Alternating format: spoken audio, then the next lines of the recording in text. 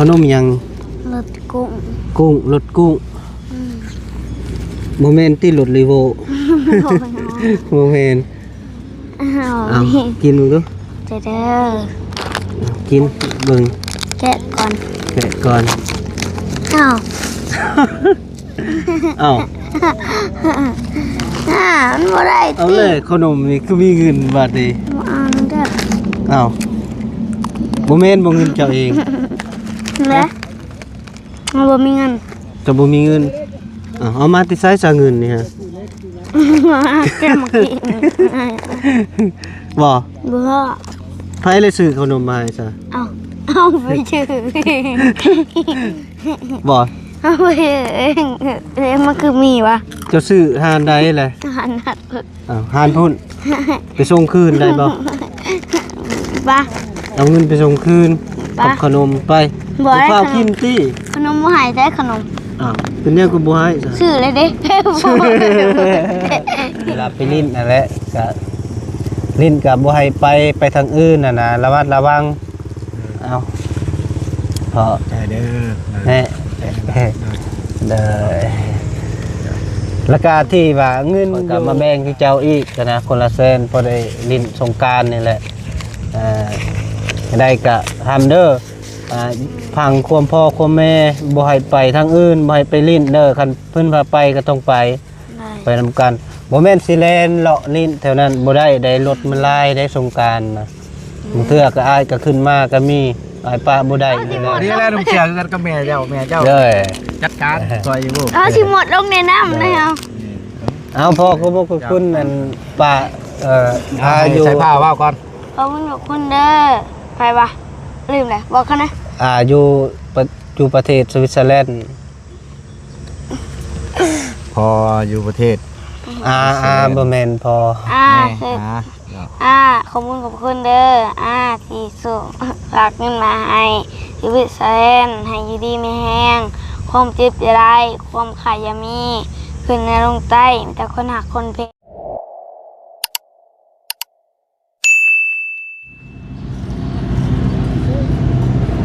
ขับทักทายสบายดีและสวัสดีช่วงบรรยากาศยามเช้าพี่น้องเนาะกะประมาณตอนนี้ก็ประมาณอยู่เวลากะ8 โมงกว่าพี่น้องเนาะพอดีเบาแก้วลงมาหาน้องไฟฟ้าอยู่ที่บ้านพอสร้างพี่น้องเนาะพอดีเบาแก้วก็ตื่นมาแล้วก็ช่วยหน้าล้างตาพี่น้องเนาะกับพอดีเบาแก้วก็ลงมาหาน้องไฟฟ้าเพราะว่าก็หลายมื้อหลายวันแล้วบ่ได้เพาะหน้าน้องไฟฟ้าพี่น้องเนาะพอดีเมื่อคืนนี้เบาแก้วส่งมาหาพอสร้างว่าใช้พอสร้างเพิ่นว่าน้องไฟฟ้าในกลับมาอยู่อีกพี่น้องเอ้ยเนาะเพิ่นว่านะเพราะว่าน้องไฟฟ้ากะเมื่อแล้วเนาะเทื่อนึงเนาะพี่น้องเนาะทางบาบี้มาส่งกันมาอีกกันนะพี่น้องเนาะพอดีน้องไฟฟ้านี่กะ ต่อไปกะเบาแก้วก็สิให้น้องไฟฟ้าไปทำงานนำพอสร้างพี่น้องเนาะประมาณนั้นแหละพี่น้องเนาะ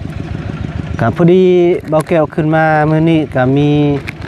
แนวเบาแก้วสิเอามาสะพายให้น้องไฟฟ้าพี่น้องเนาะก็จำนวนเงินก็รอรุ่นเนาะพี่น้องเนาะเบาแก้วยัดเงินใส่ธงอยู่พี่น้องเนาะพอดียังบ่ฮู้มีแต่ว่าเฮารอรุ่นเบิ่งเนาะน้องไฟฟ้าเป็นจังได๋เพิ่นดีใจบ่หรือบ่ยังบ่ฮู้เนาะพี่น้องเนาะพอดีเบาแก้วยัดใส่ธงขนมพี่น้องเนาะโอเคพี่น้องเนาะมีแต่ว่าติดตามเบิ่งตามชมไปกันเป็นจังได๋ก็เบาแก้วก็สิได้ไปหาน้องไฟฟ้าเนาะพี่น้องเนาะไปมาพี่มาดูเล่นยังกระดอแท้เล่นมาเจ้านี่เนาะพอสร้างก็คิดอย่าง เราคุยโทรศัพท์เรา เราคุยโทรศัพท์ลาว จะไปโทรมา เนาะสบายดีป้าลุงสบายดีพี่น้องเนาะพอดีน้องไฟฟ้าก็เลยแล่นมาหาเบาแก้วเลยพี่น้องเนาะ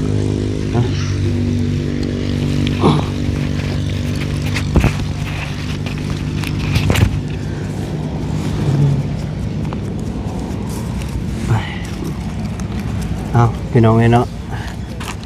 กินบ่ขนม กิน กินแท้ ได้ เจ้าจะมักกินบ่ขนมแบบนี้ กิน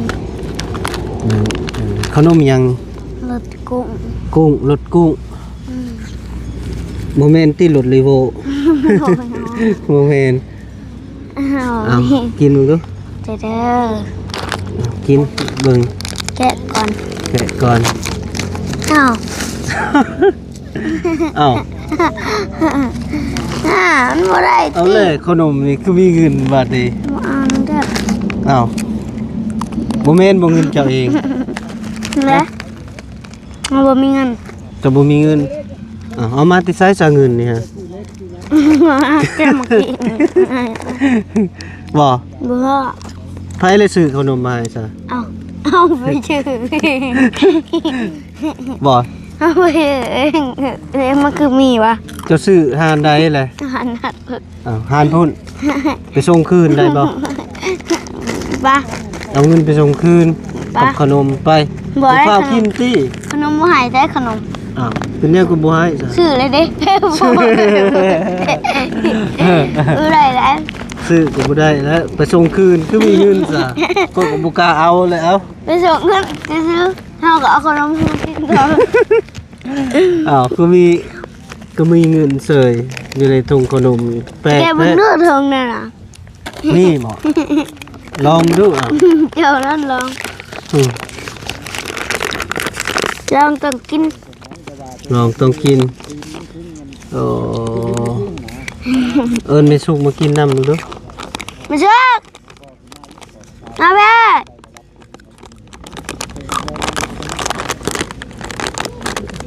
ไม่สุกมาอยู่พอเนาะ มาแล้วปู มาพี่เบิ่งดูมีแนวแปลกๆได้นี่เลย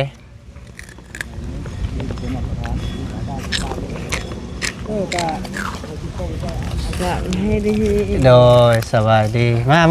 นั่งกันมา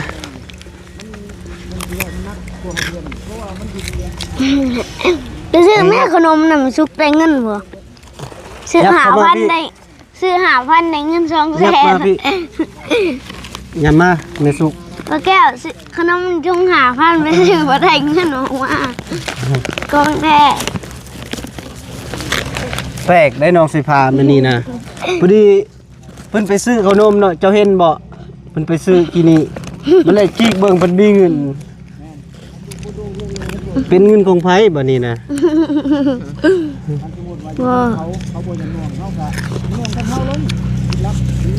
ไปส่งคืนเป็นยังงาม เอาไปส่งต่อขนมแล้ว ใบ ว่า กับใบบักใหม่หนึงบ่แม่นไม่สุกบ่ยัดใส่ฮะเอาเว้าจุบดีบ่รู้เอาขนมกินสองแม่ลูกหั่น ให้สิมานก่อนกัน เจ้าสิโศกอยู่บ่เนาะจีกบ่ดูจีกเบิ่งบ่ดูโศกอยู่บ่เนาะเอ้ยเตี้ยเอ้ยเตี้ยไปเบิ่งลูกจะไปเอาลูกไปลูกเจ้าเขารักล่ะฮะไปไหมไปไหมเตี้ยนี่ไป น่าเลย ไปเบิ่งดูลูกเจ้านะให้มารักเอานะ อะไรเปล่ามาแทนเอาอีกยักษ์ ฮะ มาแทนมาได้มา ไผ่เบาแซน แมน โอ้เงา บอกก่อน เวลาอยู่ให้ชีไปเขียนสื่อมันไหวก่อนนะ บอกว่าเบาแซนก็สิเอาบ่ ค่ะหาเบอร์ฮึ ถ้าเบิ่ง เงาคือไปเขียนสื่อไหวก็จะนอน ไปจองเนาะหำเนาะ เขียนสื่อไหวเลย นั่งลงคันสิอยู่นำนั่งลงคาบ นอนเลย นอน มาแม่ลงคันอยากอยู่นำนะ ถามมันสึกเห็นมีงาน อุ้ยเงียบ บ่มี อ้าวคือบ่คือกันค่ะ ถุงคือเดียวบ่อันนั้นมันคือคนละกรแบบนี้นะ มันก็คือกัน บ่คือกันเนาะ นี่ยามันเพชรตัวนี้ เบิ่ง นี่มันสิบ่เพชรตัวนี้ ประเภทก็ แต่ก็บ่เปิดอัตโนมัติเลย คือได้แต่นมาไปใช้แล้วไม่สุก นั่ง นาง เอ้ยมื้อนี้แปลกแท้แปลกแน่นอน ไม่ได้กินยาหมดแรงคุณ ยาเบิดบ่ โดย เป็นยังคือบ่ทรงบ่ลืมอีแหละแบบนี้แหละแต่ละเทื่อมันก็บ่ทรงบ่ นอนตื่นแต่5 โมงเช้าจักซ้ำหั่นน่ะนอนตื่น5ไปตื่นกินนี่สุกอะ น้อย นึงก็ เลียงมาพี่นี่กูว่านางก็คือจะเลียงครับเอาอันนี้ใช้แรงเงินกี่ดีนะ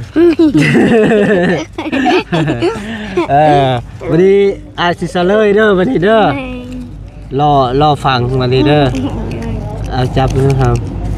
โอ้ยโชคดีเลยเจ้าจะนอนฝันยังคืนนี้นะ ยัง ฝันเห็นหยังคือได้เงินนะอันนี้แม่นพ่อแม่พี่น้องเนาะพอดีบอกเกี่ยวสิซะเลยให้น้องไฟฟ้าได้ฟังเนาะที่ว่าครั้งแรกที่ว่าเบ้าแก้วไปถ่ายคลิปถ่ายทำกับน้องไฟฟ้าอันนี้เนาะที่ว่ามาดนเนี่ยเนาะทำเนาะที่ว่ากะพากะมีมือนี่ได้เอาเงินมาสะไฟให้น้องพี่น้องเนาะทางผู้หลักผู้ใหญ่เพิ่นที่ผ่านมากับบ่เคยมีเนาะพี่น้องเนาะพอดีกำนองไฟฟ้าทางเบาแก้วก็บ่เคยที่มีข่าวดีมาให้น้องไฟฟ้าก็บ่มีเนาะพี่น้องเนาะมีแต่ว่าเบาแก้วจกทุนของตัวเองซื้อทรงซื้อเสื้อซื้อขนมข้าวต้มไปให้เนาะพี่น้องเนาะแต่ว่า เบาแก้วก็มีครั้งแรกในชีวิตของเบาแก้วกับน้องไฟฟ้าพี่น้องเนาะเด้ออันนี้แม่นเงินอยู่สวิตเซอร์แลนด์เด้อเพิ่นฝากมาให้10เหรียญ10เหรียญนี่มันตกอยู่เป็นเงินกีบก็ตกอยู่200,000เป็น10เหรียญบ่แม่นได้10,000เหรียญเด้อ คัน10,000เหรียญมันก็หลายได้10เหรียญเพิ่นฝากมาให้เจ้ายัง ซื้อให้เจ้าลิ้นสงกรานต์เพิ่นว่าเพราะว่าผ่านมาก็บ่เคยมีเนาะที่ว่าอ้ายเคยมาถ่ายน้ำเจ้านะทางผู้หลักผู้ใหญ่ก็บ่เคยมีพากเงินมาให้ที่ว่ามาสะไฟเจ้าแต่ว่าตอนเดี๋ยวนี้มีครั้งแรกในชีวิตแม่นบ่ฮัมมีครั้งแรกเลย เจ้าคนอื่นนี่มีไอ้นี่แม่บัดไส้มีแล้ว โดยเบาบีเบาผัดไซเบานิ้วมีแล้วเนาะแล้วก็สำหรับเบาแก้วยังบ่ทันมีพี่น้อง จะเบาจิตก็เคย เบาจิตแต่ว่าเบาแก้วฮากามีเนาะแล้วก็อยู่ประเทศสวิตเซอร์แลนด์พี่น้องเนาะที่ฝากเงินมาให้น้องไฟฟ้ากะเพิ่นก็พากมากกะประมาณ 2-3 มื้อนี่แหละพี่น้องเนาะแต่ว่ากะเบาแก้วก็บ่ได้ขึ้นมาน้องไฟฟ้าแล้วก็เลยบ่ได้เจอเพราะว่าน้องไฟฟ้าก็เมื่อไรเทื่อนึงเนาะเมื่อแล้วก็กลับมาอยู่กับนำพอสร้างแม่สุกพี่น้อง ส่งเมื่อแล้วกลับมาอีก ส่งเมื่อแล้วเพิ่นก็กลับมาอีกเนาะก็คือว่าสายเลาะ เลือกนึกว่านี่ไอ้บี้ไอ้บัดไส้พระแม่นะวันนี้เราพาซิ่งเราไปพาบุบ่าบุดง เด้อ เอาห ขอบคุณป้าเพิ่นแน่ ขอบคุณเด้อป้าทั้งเนเธอร์แลนด์ เด้อ ให้อยู่ดีไม่แห้งความเจ็บจะได้ความไข่อย่ามีคือเนื้อลงใต้ให้มีแต่คนหักคนเพลงร่ำรวยสาธุ โอ้ยสาธุน้องพี่น้องเนาะพอดีกะเป็นยังไงครับดีใจบ่ เลย ที่ได้ครับของควานจากอายนะ เลย ครั้งแรกในชีวิต200,000 กีบพี่น้องเนาะโอ้ยกะ ที่เก่าผ่านมากับก็บ่เคยที่ว่าเบาแก้วก็ดีใจเนาะที่น้องไฟฟ้าที่ได้รับเงินจากเบาแก้วแล้วก็จากอยู่สวิตเซอร์แลนด์เนาะพี่น้องเนาะที่ฝากเงินมาให้ก็ป้าอยู่ดีมีแรงสุขภาพเข้มแข็งอย่าเจ็บอย่าจนสูงม่านร่ำรวยเด้อป้าเด้อที่ฝากเงินมาให้น้องไฟฟ้ากับเบาแก้วก็ขอให้เจ้าอายุมั่นคนยืนไปใส่มาใส่มีคนหักคนแพงเด้อป้าเด้อโดย โอ้โห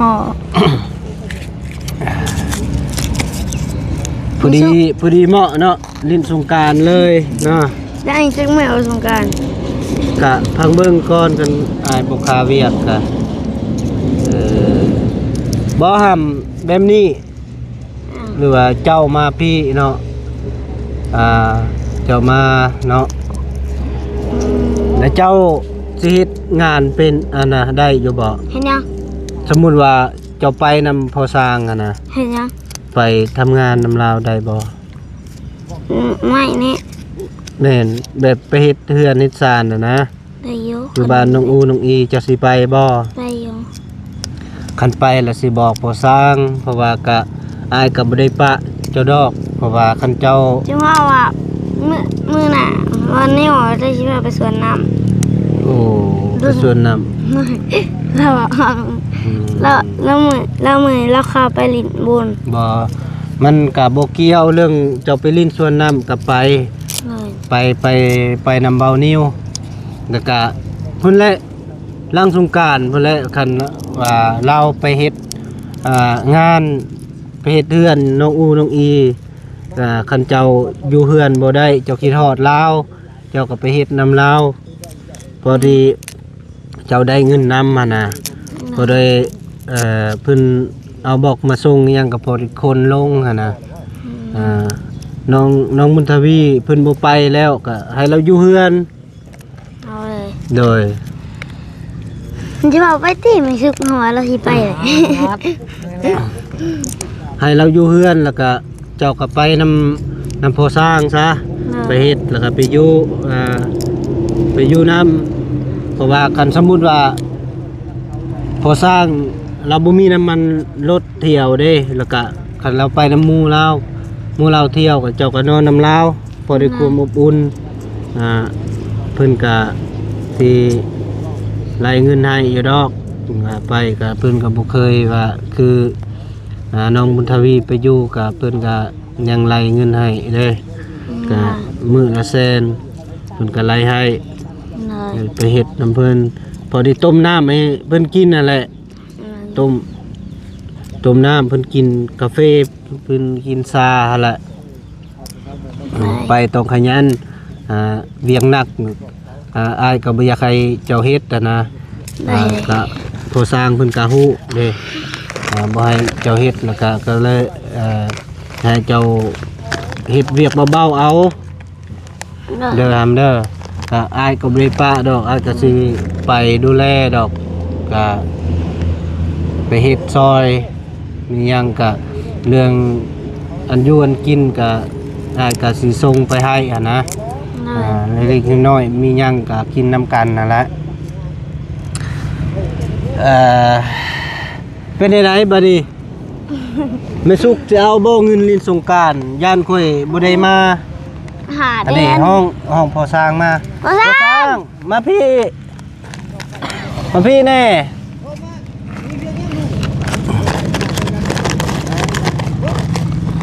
เอายังเรียกเราอีกอันนะ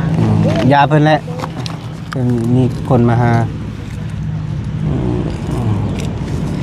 เดลิมาแล้วลิมา หนึ่งมาแล้วพอดีเนาะ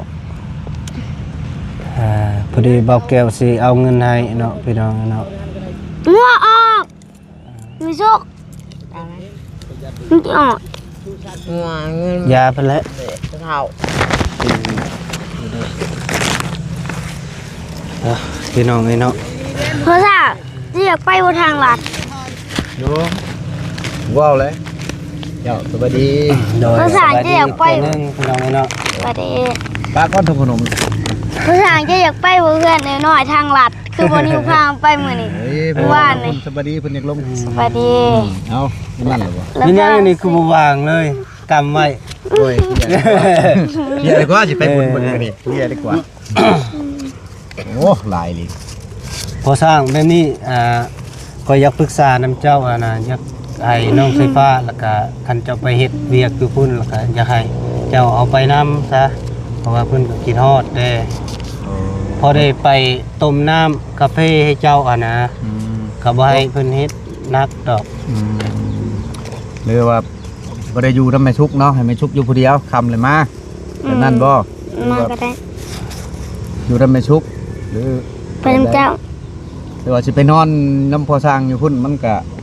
สิได้บ่ เอามีซุกไปน้ วัดนี่เด้เฮือนชานนี่เด้เรื่องของ เพื่อนได้สาไปสิเบิ่งสาม มือไปมือบ่ไปนำพอก็ แม่ มื้อเช้าแล้วออกไปแต่เช้าแล้วได้ตื่นแต่เช้าแล้วเจ้า เด้อ มื้อแรงได้มาเด้ เด้อ เพราะว่าพ่อก็บ่อยากป้าเวียกนะ แม่ นั่นไดทั้งนั้นก็ทูดไปทูดมาจนบ่มีเวลาพักผ่อนนั่นแหละนี่คือเช็คเครื่องเช็คยังเครื่องมันเทวางไปเฮ็ดเฮือน โอ้ ตรงหมดอย่าง ด้วย เสร็จแล้ว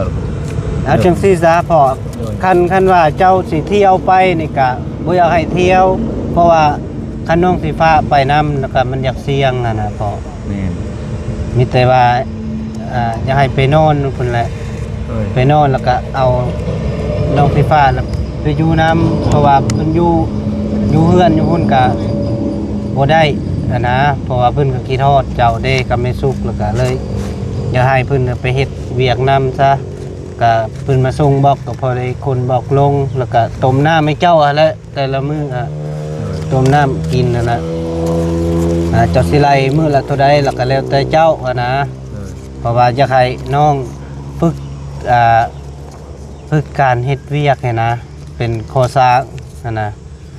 บัดเพิ่นใหญ่มาแล้วก็เป็นโคสร้างคือเจ้าแล้วก็โอเค เพราะว่าน้องบุญทวีเนี่ยบ่ไปแล้วนะอยากให้น้องไฟฟ้า ำเจ้าขึ้นไปหาเพิ่นติมือนี่ อืมบ่ขึ้นไปหากระถามลายเถื่อแล้วเราว่าบ่ไปเฮ็ดจังได๋ซะอยากให้เจ้าไปเฮ็ดเพราะว่าโรงเรียนเจ้าก็บ่ได้เข้าได้ทำแล้วก็เลยเจะ ยาม ไปเฮ็ เปิ ด ดโรงเรียนหัวแรกกันอยู่น้ำพอ แม่ เข้าแล้วบัด กันว่า ใกล้ๆนี่แหละ เจ้าอยู่บัตรเปิดพุ่นแล้วก็จึงมาลงทะเบียนใหม่เขาจะเฮียนอยู่พี่ อืม เด้อ เลย ก็ตอนนี้ก็จะให้เอาไปนำซะก่อนเนาะ อยากให้น้องเฮ็ดเวียกกันนะเฮ็ดพึกคอยเฮ็ดเล็กๆน้อยๆนะบ่ให้เฮ็ดหนักกันแหละแล้วก็บัดนี้ ค่อยสิเอาเงินให้เป็นเงินค่อยเองพอเด้อกับแม่เด้อ สิเอาให้คน คนละเส้นกีบพอได้ลิ้นสงกรานต์นี่แหละค่อยก็บ่มี เฮาเลยบ่โมเฮา น้องไฟฟ้าได้นี่นะน้องไฟฟ้าได้แล้ว เฮาเลยก็บ่เฮา น้องไฟฟ้าได้เงินจากอยู่สวิตเซอร์แลนด์ฝากมาให้ลิ้นสงกรานต์10พอดี10เหรียญได้ 200,000พอดีไปเอา 2-3 มื้อผ่านมาแล้วไปเอาแต่ยังบ่ทันขึ้นมาหาเพิ่นมื้อนี้พอดีข่อยจะเอาให้คนละแสนเพราะเจ้าอันซื้อน้ำกินนะเวลาไปลิ้นนั่นแหละก็ลิ้นก็บ่ให้ไปทางอื่นนะระมัดระวังเอาเพราะ ใช่เด้อ แน่เด้อแล้วก็ที่ว่าเงินอยู่อยู่สวิตเซอร์แลนด์นั่นแหละฝากมาให้ลูกก็เติมน้ำมันรถแน่แล้วก็ให้น้องไฟฟ้าแน่แล้วก็คอยกลับมาแบ่งที่เจ้าอีกนะคนละแสนพอได้ลิ้นสงกรานต์นี่แหละ ได้ก็ทำเด้อพังความพ่อความแม่บ่ให้ไปทางอื่นบ่ให้ไปลิ้นเด้อคันเพิ่นพาไปก็ต้องไป ได้ ไปนำกันบ่แม่นสิแลนเลาะลิ้นแถวนั้นบ่ได้รถมันลายได้สงกรานต์นะบางเทื่อก็อายก็ขึ้นมาก็มีอายป้าบ่ได้อยู่แล้ว เลย ก็สิมาเบิ่งอยู่กะอันมีเวลาอย่าให้แม่สุกพอสร้างน้องไฟฟ้าไปลิ้นมือวันที่14บุญบ้านบุญใหญ่ ไม่ใช่ อยู่พุ่นแหละอยู่บ้านอ้ายพุ่นแหละบ้านเมีย ว่าเป็นเดือน6เนาะ บ่แหละเดือนนี้แหละ เดือนนี้แหละ วันที่14นี่แหละ โอ้ได้เวลา มันถึงวันจันทร์ เมื่อพุ่น คันว่าไปก็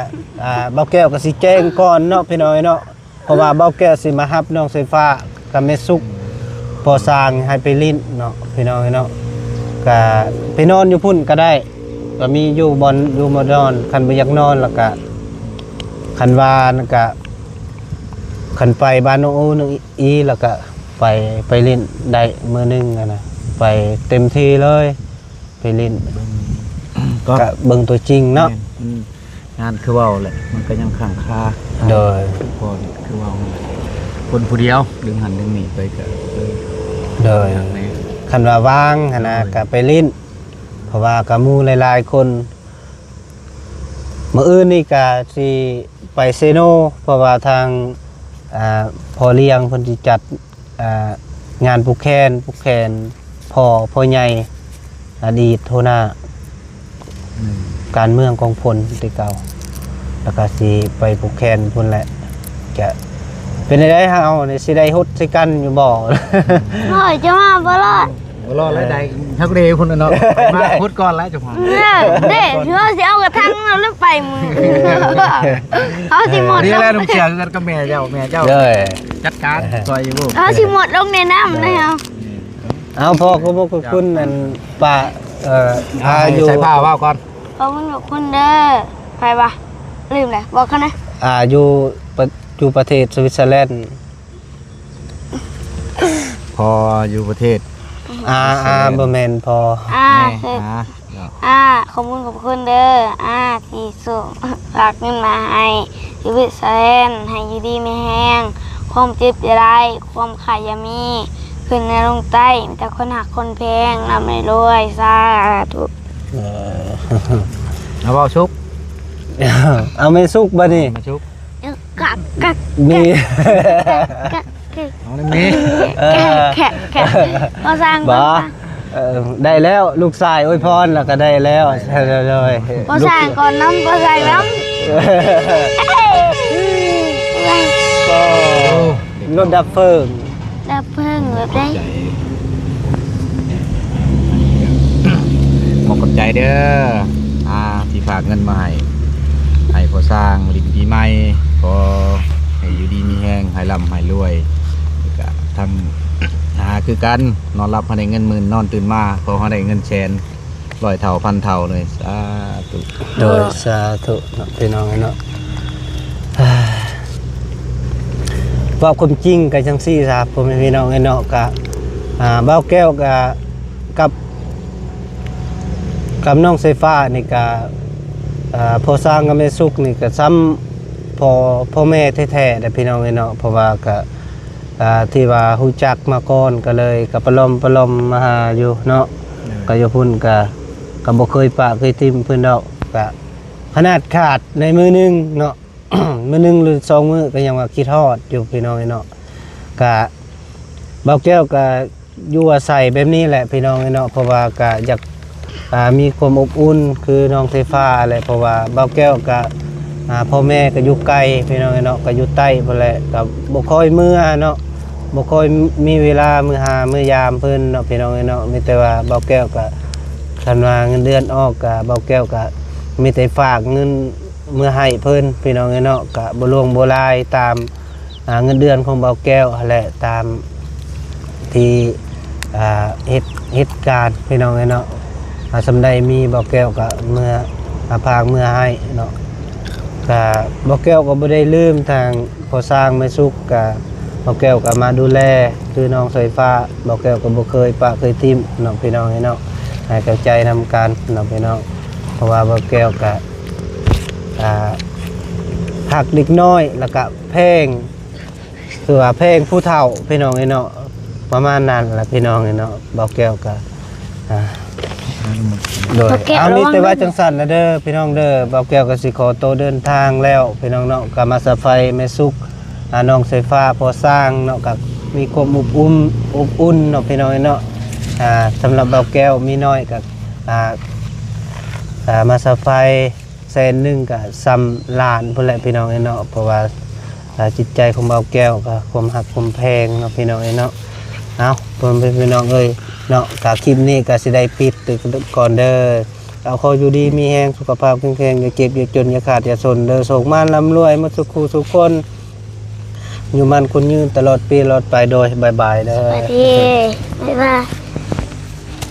จิ๊บ